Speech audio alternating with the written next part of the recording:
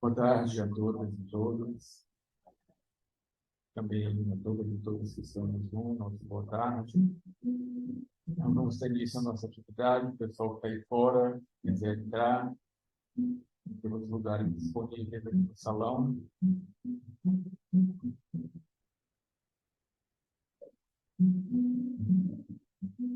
E convido a todos a nos voltarmos agora para os nossos amigos espirituais, benfeitores, que dirigem, que trabalham aqui no mestre,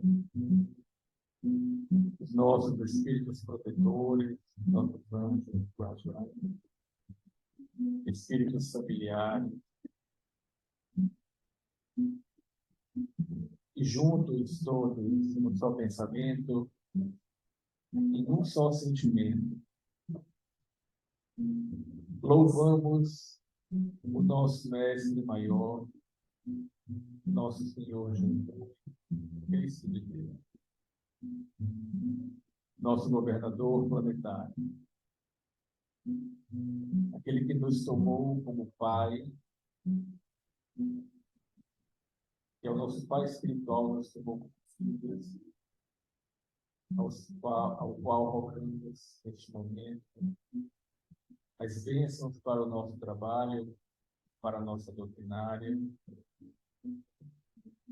rogando inspiração, Senhor, para a nossa Andréia, que nos dirigirá a palavra nesta tarde, falando do teu Evangelho.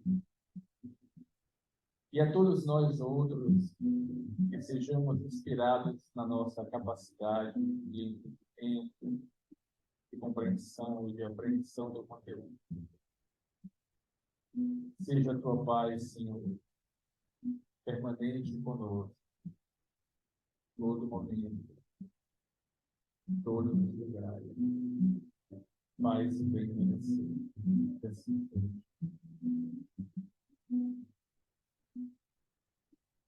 Vou tentar botar o André aqui na tela. Hoje nós temos a nossa programação doutrinária. Nossa palestra vai ser online, porque a Andrea está lá no Canadá. Pode ativar o som.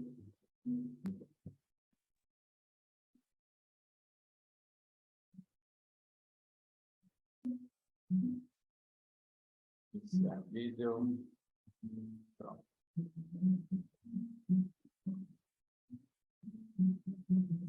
Pronto.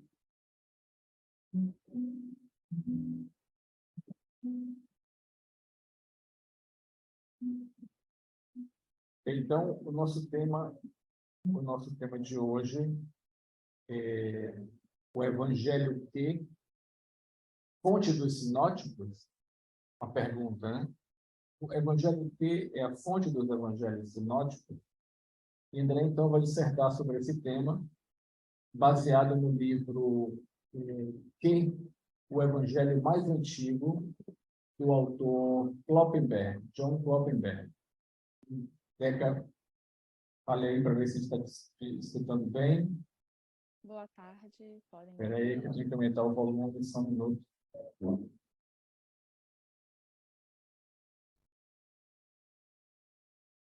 Agora você ficou congelado para mim. Tá baixo. Fala aí, Deca. Como é que está agora? Melhor? O som ainda está baixo para nós. Está baixo.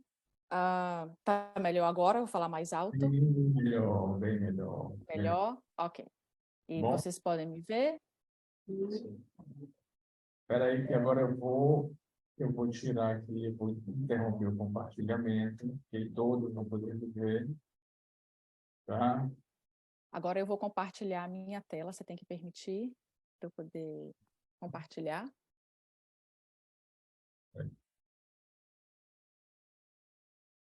Ela. Então, agora acho que está tudo ok. Eu vou interromper o meu vídeo e vou ficar mudo aqui, tá bom? Para você poder falar. Pronto. Se por acaso você notar que não está, que as pessoas não estão me ouvindo, ou que tem algum problema com a tela, hide floating controls. Aí você me avisa. Chat, tá bom? Pronto. Aí você não me sinalize pelo chat, não, porque eu não vou ver. Você me interrompe e me Então fala, porque eu estou com duas telas ao mesmo tempo e eu escondi todos os controles do Zoom. Então aí você pode me interromper se você achar que o som ou a imagem não está chegando bem. Tudo bem. Bom? Tá bom? Então, boa tarde mais uma vez. Que Jesus nos abençoe, nos dê um bom momento de estudos, uma boa compreensão do assunto. Então, como o Bal falou, nossa exposição de hoje é baseada no livro Q, o Evangelho Mais Antigo, uma introdução às histórias e aos ditos de Jesus. O autor é John Kloppenberg, e ele é um professor da Universidade de Toronto, aqui no Canadá. Isso foi uma coincidência. Ele é especialista em origens cristãs e judaísmo do Segundo Templo, evangelhos canônicos e não canônicos, e também sobre o mundo social no início do movimento de Jesus, na Palestina judaica e nas cidades do Império Oriental. E no ano passado, nós fizemos uma exposição sobre a origem e a autenticidade dos evangelhos, em que nós apresentamos um pouco do material desse livro. Caso alguém ainda lembre do que eu falei... Deca, fala um pouco mais alto, Deca. Um pouco mais alto. alto? Sabe o que eu vou fazer? Fica melhor se eu falar assim? Fica. Fica? Pronto. Então, eu tirei meu fone de ouvido. Eu espero que eu não tenha nenhum barulho aqui em casa. Se vocês ouvirem um cachorro latindo, eu não posso fazer nada. Mas se tiver alguma coisa, eu volto a botar o fone de ouvido. Joia. Então, se alguém ainda lembrar do que eu apresentei no ano passado, há mais de um ano, eu peço desculpas que vai ter alguma coisa repetida, mas eu tenho que repetir para que a gente entenda o todo. Né? Então, esse é Kloppenberg, eu esqueci de passar o slide, que é o professor que eu mencionei. Mas o que é exatamente esse Evangelho Q? Né? Ele é um manuscrito hipotético dos ditos de Jesus. E foi concebido pelos acadêmicos para explicar a semelhança literária entre os evangelhos sinóticos. E eu estou traduzindo como Evangelho Q, porque é assim que está no livro, mas em português isso é conhecido também como fonte dos ditos, fonte Q ou hipótese de Q. E, infelizmente, até onde eu saiba, esse livro não tem ainda em português. Mas antes de entrar nessa explicação mais aprofundada sobre esse documento hipotético, nós queremos enfatizar exatamente isso, que é uma hipótese. Tem muita pesquisa sobre o assunto e os argumentos realmente são sólidos para que exista essa fonte Q, mas o manuscrito nunca foi encontrado. Então, quais são os evangelhos sinóticos, que é o que eles tentam explicar, né? E por que são chamados assim? Isso já foi abordado um pouco antes, mas são os evangelhos de Marcos, Mateus e Lucas, são chamados sinóticos porque eles apresentam uma estrutura semelhante em termos de conteúdo, enfoque e sequência geográfica, inclusive com passagens quase idênticas, como todo mundo já deve ter percebido. Essa palavra vem do grego sinópticos e significa visão conjunta, ou seja, uma visão conjunta sobre o mesmo assunto. Deixa eu tirar aqui esse... pronto, melhor agora. Então, os pesquisadores, eles fazem uma análise bem minuciosa desses evangelhos. E o que essa análise revela é o que está aqui nesse gráfico. Então, o que está em violeta, que é chamado tradição tripla, é o material que tem em Marcos, Lucas e Mateus. O que está em azul escuro, tradição dupla, é o material que existe somente em Lucas e Mateus, mas não tem Marcos. E dá para a gente ver que tem uma quantidade aqui mínima de material, 1% comum entre Marcos e Lucas, mas que não está em Mateus. Da mesma forma, tem 10% em comum entre Marcos e Mateus, mas que não está em Lucas. Mateus tem 20% aqui em verde, que é somente nele que existe. E Lucas tem uma boa quantidade de material que só existe nele, 35% aqui em turquesa. Né? Se a gente lembrar o que está no início do Evangelho de Lucas, que ele diz tendo investigado tudo acuradamente desde o início, então não é à toa que ele tem mais material exclusivo do que os outros, porque ele realmente fez muita pesquisa. E quando nós falamos material em comum, não quer dizer apenas que tal e tal passagem tem nos 3 sinóticos ou em 2 deles, né? Não, eles analisam palavra por palavra do original em grego.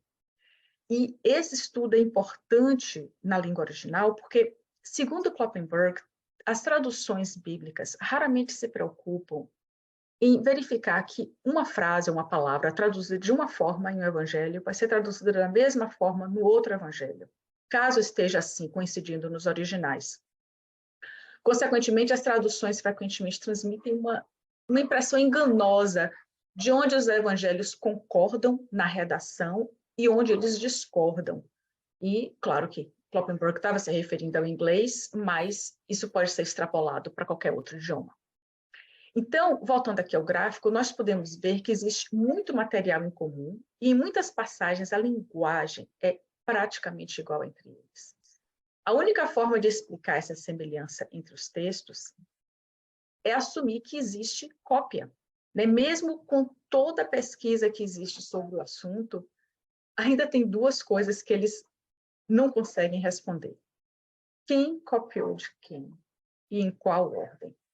E isso é que é chamado de problema sinótico. E existem algumas hipóteses que tentam explicar esse problema, e aí é que vai entrar o evangelho quê? A hipótese mais aceita entre os acadêmicos é chamada de hipótese de 2 fontes. Essa hipótese foi proposta pela primeira vez em 1838 por Christian Gottlob Wilke e Hermann, mas só ganhou realmente reconhecimento em 1863 por causa do endosso de outro estudioso chamado Holtzmann. Então, não é um conceito novo, é um tópico que vem sendo estudado há quase 200 anos. E estima-se que esse documento foi escrito na Galileia, no primeiro século, em grego, que era mais ou menos o tamanho da carta de Paulo aos Coríntios, e não se sabe quem foi que escreveu, além do óbvio de ter sido um escriba, né? Então, a hipótese de 2 fontes, ela propõe o quê? Que Marcos foi o primeiro dos sinóticos a ser escrito, e Mateus e Lucas utilizaram Marcos independentemente como fonte.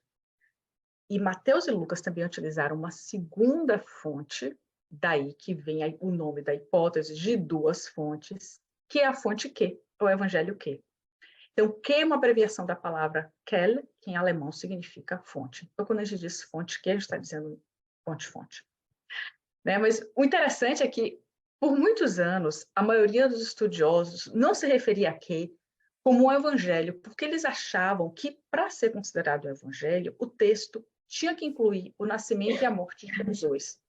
E são 2 passagens que não estão na fonte Q, segundo a reconstrução feita do manuscrito.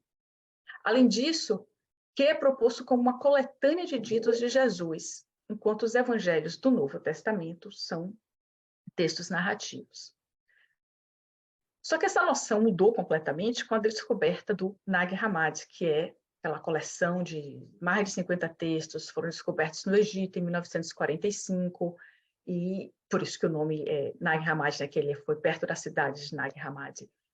E um dos documentos encontrados foi o Evangelho de Tomé, que é um manuscrito com ditos de Jesus, sem narrativas, sem referência ao nascimento ou à morte de Jesus. Ou seja, é um documento real, escrito no mesmo estilo literário que o proposto na hipótese de 2 fontes.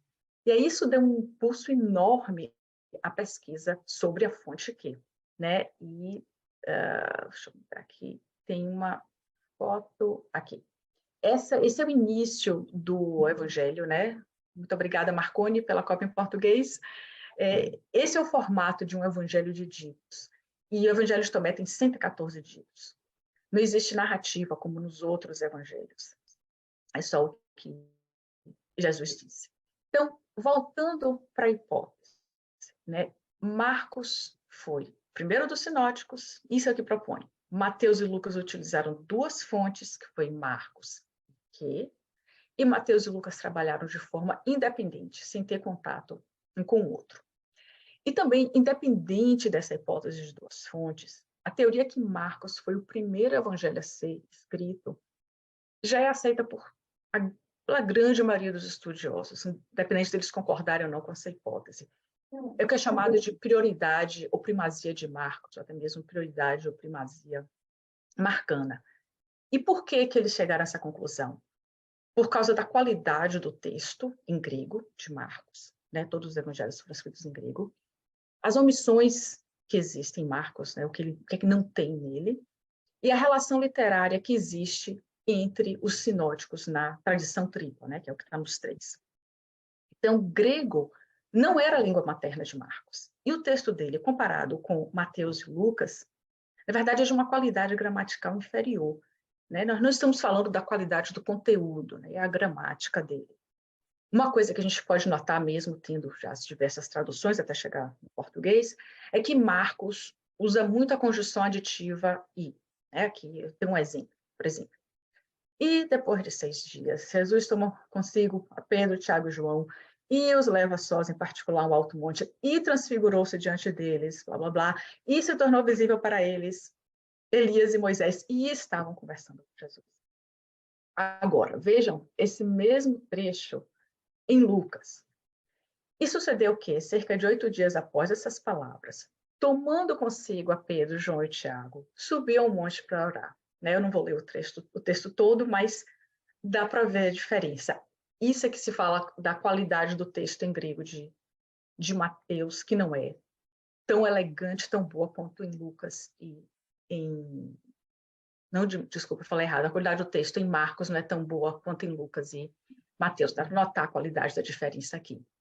Só que Mateus e Lucas também melhoraram ou clarificaram o conteúdo de Marcos em algumas passagens.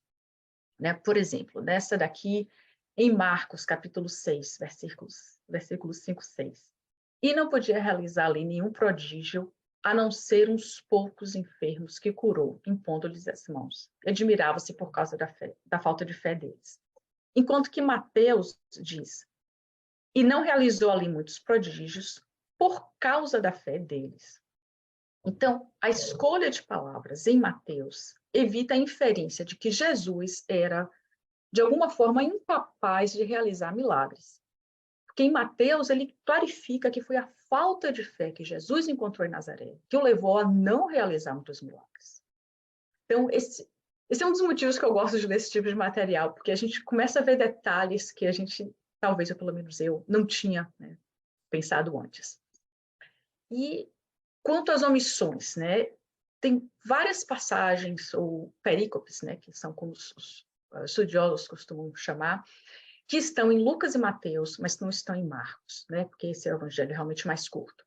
Então, se Marcos tivesse copiado de Mateus, ele teria que ter omitido o nascimento de Jesus, as bem-aventuranças, várias parábolas, o aparecimento de Jesus depois da morte dele. Da mesma forma, se ele tivesse copiado de Lucas, ele teria que ter omitido as histórias sobre a infância de Jesus, Sermão do Monte, várias passagens entre o capítulo 9 de Lucas e o 18, e também as aparições após a morte de Jesus. Então, dizer que Marcos não foi o primeiro dos sinóticos a ser escrito não faz muito sentido quando a gente analisa um ao lado do outro. Faz mais sentido que Mateus e Lucas tenham melhorado a qualidade do texto de Marcos, inserido mais informação, vindo de que e da redação oral que eles tinham acesso, né, da tradição oral que eles tinham acesso, e do que Marcos ter resumido um texto, deixando de lado passagens importantes sobre a vida de Jesus, e sem contar o fato de ter degradado a qualidade gramatical, né, no processo. Se alguém tiver o Evangelho, a tradução do Novo Testamento de Haroldo Dutra, ele indica em cada passagem qual é a parte correspondente em outro Evangelho. Então, é uma boa forma de estudar em paralelo, né, o que é bem interessante.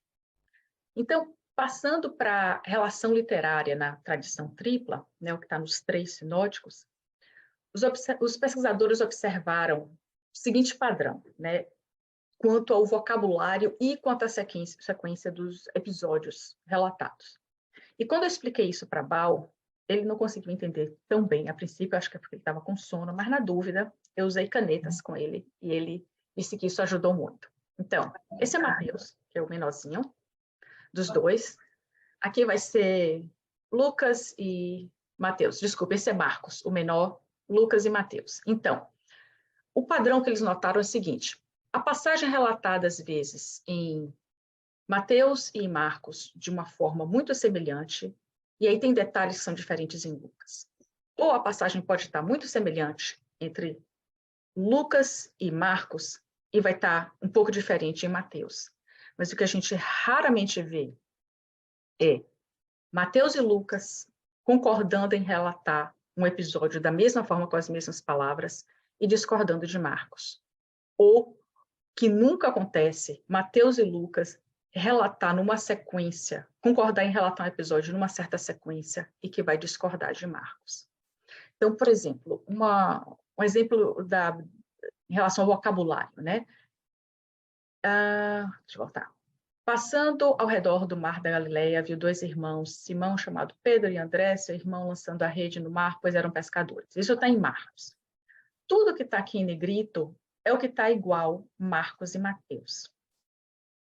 Né? E a passagem continua. Né? Disse-lhe Jesus, vinde após mim, e vos farei que se tornem pescadores de homens. Você vê que quase tudo é igual entre os dois. Né? E avançando um pouco, viu Tiago, filho de Zebedeu, e até aqui o final, né, que tem um pouco diferente, mas ainda assim a gente vê que é a mesma passagem. Agora, quando a gente olha isso em Lucas, ele diz: e sucedeu o quê? Ao espremer-se a multidão em torno dele para ouvir a palavra de Deus, ele mesmo, é um texto quase que todo diferente, a forma, não é a mesma forma de relatar, mas é a mesma passagem que ele está relatando. Ele vai falar de Simão, Tiago, João, filhos de Zebedeu, pescador de homens. Lucas leva 11 versículos para falar isso, enquanto nos outros eles levaram 4. Então, é isso que eu quis dizer, como Marcos e Mateus estão concordando e Lucas está relatando de uma forma um pouco diferente. E o mesmo vai acontecer entre Lucas e Marcos, e Mateus relatar uma outra passagem de uma forma diferente. Então, isso é uma evidência que a relação literária entre Mateus e Lucas é indireta. Por quê? Se Mateus tivesse copiado de Lucas, ou Lucas de Mateus, nós teríamos mais acordos literários entre eles. E isso não existe. Né? Então, isso aqui, vimos o primeiro tópico, né? Por que Marcos é o primeiro? Agora, por que Mateus e Lucas utilizaram 2 fontes, né? E por que eles trabalharam de forma independente? Eles chegaram a essa conclusão exatamente analisando as passagens da tradição dupla. Porque o que existe em comum entre Mateus e Lucas, que não tem Marcos, corresponde a mais ou menos 4.500 palavras em grego. E, como a gente viu antes nesse gráfico, 23% em Lucas, 25% em Mateus.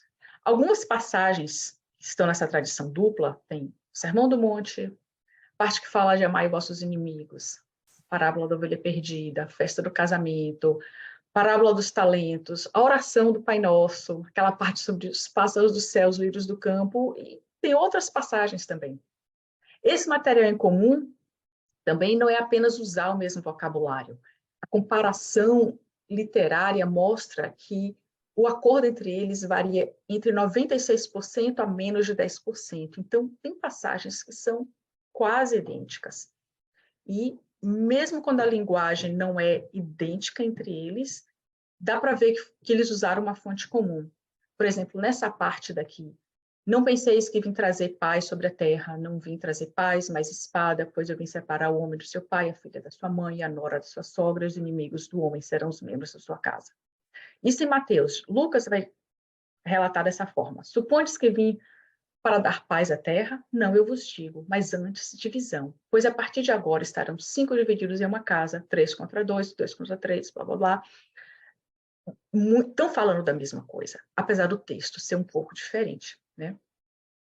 Então, além dessa semelhança na linguagem, tem também a semelhança na sequência dos eventos. Né? Então, há mais ou menos 1/3 dos perícopes, que significa mais ou menos metade daquelas 4.500 palavras que eu mencionei antes, estão na mesma ordem relativa.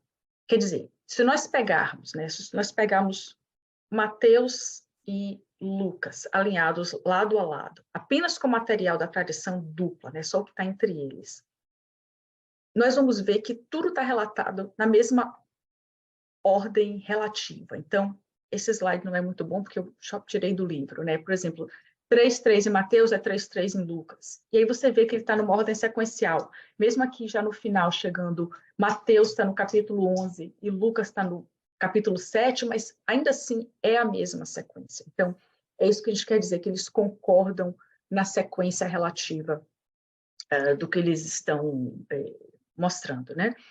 Então, isso indica o uso de uma fonte em comum, porque eles não poderiam ter tanto material igual, na mesma sequência, vindo da tradição oral. Como esse material não está em Marcos, a evidência aponta para uma segunda fonte, que seria a fonte Q, o Evangelho Q. Então, só para ficar bem claro, o material em comum entre Mateus e Lucas é o que essa hipótese propõe, que é o material do Evangelho Q. Mas nem tudo é perfeito. A hipótese de duas fontes também não é perfeita, existem alguns problemas. A crítica principal é que o manuscrito nunca foi encontrado. A hipótese foi construída baseada em algo hipotético.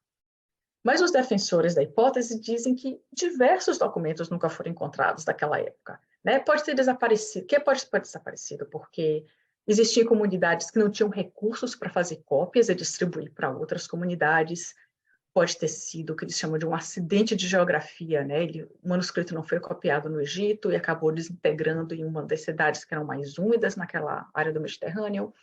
Pode ter sido um acidente de história, o manuscrito pode ter sido usado por grupos que não sobreviveram à Primeira Guerra Judaico-Romana, acho que foi nos anos entre 66 e 73. Então, tem outros problemas também, que a fonte nunca foi mencionada nos manuscritos antigos, né? Os livros que sobreviveram daquela época da literatura, do cristianismo primitivo, o que os pais da igreja disseram, eles nunca mencionaram exatamente a fonte Q. Né? Um outro problema é que tem algumas partes em que eles chamam que tem uma sobreposição de Marcos com Q. É um material que é mais longo em Q, mas que também tem em Marcos. E Lucas e Mateus usaram a versão mais longa de Q. Mas quem defende a hipótese diz que isso não é um problema, porque não significa que duas fontes não possam ter um material em comum, como até mesmo o Evangelho de João tem algumas coisas que é do sinótico, né? E o outro problema, né, que é a parte mais complicada, é o que eles chamam de pequenas concordâncias, ou concordâncias menores. Não pequena no sentido de ser insignificante, mas apenas, né, que eles concordem por algumas coisas limitadas. Então, essas são passagens que Mateus e Lucas concordam entre si e discordam de Marcos. Lembra quando eu falei no início que existiam muito poucas passagens que isso acontecia? Essas são as pequenas concordâncias.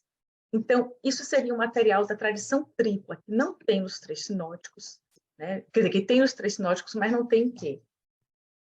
E a passagem mais problemática em relação a isso é a da cura da mulher com fluxo de sangue.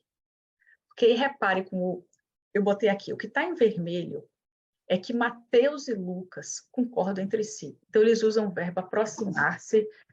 Só um minutinho.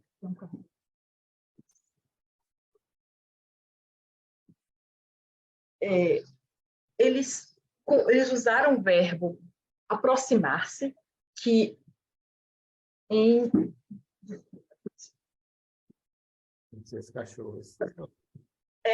Porque ela estava latindo e eu acho que alguém esqueceu que eu estava falando e abriu a porta e deixou ela entrar na sala. E agora ela quis sair da sala. Desculpa. Então, Mateus e Lucas usaram o verbo aproximar-se, né, traduzindo para o português, que em grego é essa coisa aqui embaixo, proset, sei lá como é que pronuncia isso, que é um verbo composto, né? Eles sabiam grego melhor, enquanto que Marcos usou esse vir por trás, seria essa parte mais simplificada aqui do verbo. Né? Mas eles dizem que isso não é tão problemático porque, como eu disse, Mateus e Lucas sabiam melhor o grego do que Marcos.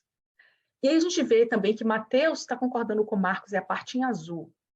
O problema maior é isso aqui, tocou na orla da sua veste. Né? Orla, nesse livro de Kloppenborg, ele traduz como franja, né? Se eu fosse traduzir o que ele diz, seria franja. Então, sabe como tem aquelas... Às vezes você tem uma roupa que tem, como eu estou usando, podia ter aquelas franjinhas, é o que devia ter naquele manto, naquela veste de Jesus. Então, como é que Mateus e Lucas chegaram nessa palavra, nessa franja, nessa orla, se não está em Marcos esse material, não está em quem? Então, para a gente pode ser um detalhe insignificante, mas para quem estuda isso palavra por palavra, isso é um problema, porque abre a possibilidade de cópia direta entre Mateus e Lucas. Né? E só existem mais 3 passagens com essas pequenas concordâncias entre elas. Né? Mas a explicação que Kloppenborg dá, quer dizer, tem algumas explicações para isso, mas o que parece fazer mais sentido, pelo menos para mim, é que a versão de Marcos que nós conhecemos pode não ter sido a mesma versão utilizada por Mateus e Lucas como fontes. O que faz sentido, porque o manuscrito mais antigo que já foi encontrado de Marcos é de 2 séculos depois que os evangelhos foram escritos. Mas os manuscritos mais antigos de Mateus e Lucas são de quase 1 século depois que os evangelhos foram escritos. Então, tem 1 século entre eles. E quantas cópias podem ter sido feitas nesse período? Né? E isso eram cópias à mão. Né? Então, o que nós achamos que está faltando em Marcos, nesses trechos, pode ser o que foi perdido em alguma cópia. E, na realidade, é muito pouco provável que Mateus e Lucas tivessem usado exatamente a mesma cópia de Marcos ou de quem. E como os copistas quase sempre introduziam mudanças, né, de propósito ou não, eles deviam ter pequenas diferenças entre uma cópia e outra. E nós não podemos nem ter certeza de que os textos gregos dos evangelhos que nós usamos hoje são idênticos ao que os evangelistas sinóticos escreveram. Não podemos nem ter certeza que os autores escreveram vários rascunhos de cada um dos evangelhos. Mas, mesmo com todos esses problemas existentes com a hipótese de 2 fontes, é ainda que explica da melhor forma essa relação literária entre os 3 evangelhos, propondo esse evangelho que. E é por isso que é a hipótese mais aceita. Mas a gente pode dizer, por que estudar esse evangelho aqui, se ele já está completamente inserido em Mateus e Lucas? Então, segundo Kloppenborg, a importância de que não está em nenhum material novo, mas sim na forma distinta com que enquadra e apresenta os ditos histórias de Jesus. E até o que não está em que tem importância, porque ele diz que é um vislumbre de uma fase muito inicial da tradição de Jesus, que ainda não havia adquirido as características com as quais estamos familiarizados agora. Tradição, nesse caso, eu traduzi exatamente o que estava no texto, mas é o que a gente diria dos ensinamentos de Jesus, né? Então, é uma forma como eles viam os ensinamentos, que não é exatamente como nós estamos acostumados, porque nós estamos acostumados a ler e ouvir as histórias, as parábolas do Novo Testamento, e nós conhecemos isso de acordo com o texto narrativo dos evangelhos. Mas os seguidores de Jesus do século I, eles não tinham acesso a esses evangelhos, porque Marcos provavelmente foi completado por volta do ano 70, Mateus e Lucas depois do ano 80. E, ainda assim, não quer dizer que uma vez que esses evangelhos estavam completos, que eles tinham sido publicados como um livro é publicado hoje. As pessoas não tinham acesso, como nós temos acesso a livros hoje. Sem considerar que apenas 3 a 10% da população sabia ler. Então, o conhecimento dos ensinos de Jesus chegava ao povo de uma outra forma. Mas como o que foi uma fonte para Mateus e Lucas, esse foi um manuscrito que já existia antes dos sinóticos. E aí, pelo que foi escolhido para ser registrado por escrito, nós podemos deduzir o que é que eles julgavam mais importante para ser ensinado. E, de acordo com Kloppenborg, a parte central dos ensinamentos de Q não é a identidade de Jesus como Filho de Deus, mas sim o comportamento e as atitudes que refletem a moral do reino de Deus. É claro que há interesse na identidade de Jesus, né? Mas muito mais espaço é dedicado ao que ele ensinou. É uma abordagem muito semelhante ao Evangelho de Tomé. Na fonte Q, Jesus não é um Messias sofredor que morre como expiação pelos pecados, mas, como diz um outro autor, né, mencionado por Kloppenborg, chamado Burton Mack, ele diz que Jesus é um sábio cujos ditos e a sabedoria a ser derivada deles fizeram toda a diferença que importava. Então, Q apresentava Jesus como um modelo para emulação. Um conceito de um evangelho como Q, na verdade, muda a forma como se entende a origem do cristianismo, porque isso força os pesquisadores, os estudiosos, né, todos nós, a ver com outros olhos como os primeiros seguidores de Jesus começaram a anunciar o reino de Deus e como eles pensavam sobre o significado de Jesus. Ainda segundo Kloppenborg, ele diz que nos permite ver as origens cristãs em novas perspectivas, estabelecer novas conexões, ver os desenvolvimentos históricos em uma nova luz. Por exemplo, Kloppenborg diz que a Epístola de Tiago contém muitos elementos de Q, contém 26 paralelos, mas de uma forma parafraseada e mais elaborada. E existem estudiosos que questionam por que Tiago não menciona a crucificação e ressurreição de Jesus. Mas, se a fonte Q também não menciona isso, e se a fonte Q foi uma fonte para Tiago, então isso ele coloca mais em foco os ensinamentos de Jesus, né, do que a morte, a ressurreição, o nascimento até. Então, a Epístola de Tiago não é a única com essa abordagem. Na verdade, Kloppenborg defende que essa epístola mostra como a fonte Q deveria ser utilizada como um recurso para a exortação moral e para a revelação sobre o reino de Deus. Ele também diz que é muito pouco provável que quem escreveu o Evangelho Q tenha feito isso apenas para fornecer uma fonte para escritores posteriores, né? Que foi como Mateus e Lucas utilizaram a fonte Q. Segundo Kloppenborg, ele diz o seguinte, que provavelmente não era uma coleção de ditos para ser citada, mas sim destinada a ser um guia e exemplo de exortações sobre o reino, destinadas a serem imitadas e emuladas. Então, que era um guia para divulgar as verdades ensinadas pelo Cristo, a moral do reino de Deus. Então, ele ensinava naquela época o que nós ainda hoje buscamos, o que nós ainda tanto necessitamos, né? Jesus é o maior exemplo a ser seguido. Muito obrigada pela atenção, paz e bem. Eu fiz o possível